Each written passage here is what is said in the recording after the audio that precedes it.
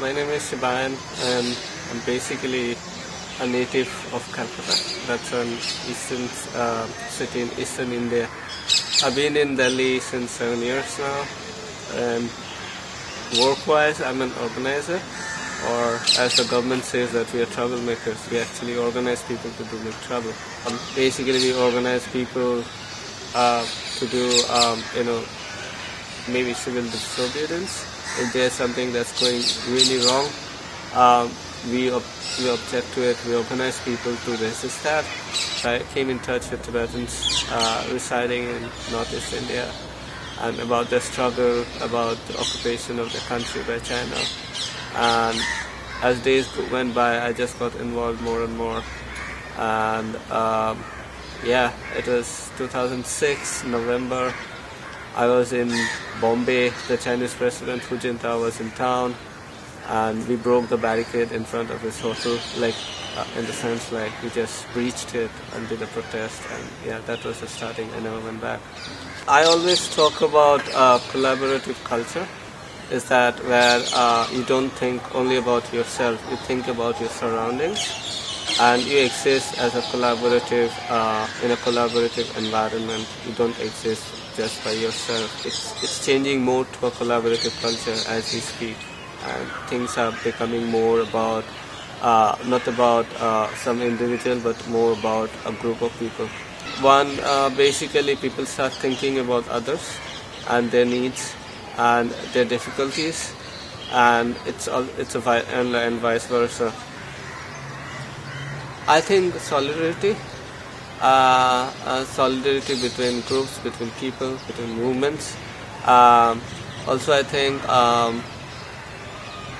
affinity groups, like in the sense like if a group is not actively involved in a particular movement, but they work as support base. Like suppose if this group is going to break the law tomorrow, and they're going to be in prison, there needs to be jail support, there needs to be a lot of support from outside.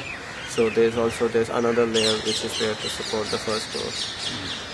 Because internet is so accessible now, like especially even in a tier 2 or a tier 2 town, a tier 2 or a tier 3 town in India, you can at least have one cyber cafe or one internet cafe. So people have access to a lot of information, a lot of things that's going around the world, like a lot about movements. One big example is the Arab Spring. The reason everybody got to know is that the people used information technology, internet, Twitter, Facebook, like big time. Any protest that's happening, it was transmitted live. So people sitting, like for me, when I was in Delhi and do all the one by one, all the revolutions were happening, I could see what's happening on the ground and come to my own understanding of the issue. And I don't have to depend on traditional media for that.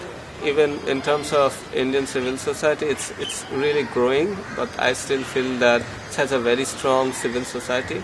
Like one reason the democracy is still standing here is because the civil society is really strong. But they have been really reluctant to absorb or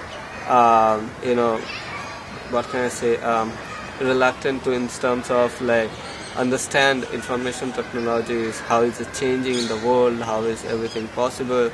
And what's happening is that we can see that where the civil society is really strong, but it's not coming out because there's a gap between them and information technology being used around the world. It's changing. It's a real slow process. But I think one of the things I'm working on is to make civil society in India more adaptive. The internet reach haven't been really expanded to rural villages. There's still many like villages across the country which doesn't have basic necessities as electricity, drinking water. So in terms of internet, yes, definitely there's a big gap out here. But a lot of those also rural folks are actually coming out in the cities or tier 2, tier 3 towns to study. And so they are getting basic knowledge about information technology and what's happening. A lot of these rural places are still bound by age-old customs, like where men are actually the ones who say about decision makers. So a lot of these things also is happening because of this issue, that it's been still a male-dominated society. Even in the most worst cases, I'm always hopeful. So even in these cases, I think there's really change will happen, but it will happen slowly. So we have India, Pakistan, so much trouble, right? They've fought like 2 wars, but they're rivers which flow between 2 countries, and so it's again a give and take, like in the sense like dependence on each other. And a lot of these actually, if you go on the philosophical side, I guess it was nature's made. Like nature made it so that these guys depend on each other all the time. If you go through China, the Brahma, which is in Tibet, it's known as a Yalung Sangpo. It travels into Assam as Brahmaputra, and then it goes into 7 other different Asian countries. So it's like, so the downstream countries are dependent on the upstream again the more upstream. So it's again, they have, whatever they want to do with the water, they have to talk to themselves. So in that way, yeah, definitely people, even if they don't want, they are actually owing each other something. In terms of even natural resources, if you say some countries have some natural resources, some doesn't. So it's again that give and take policy.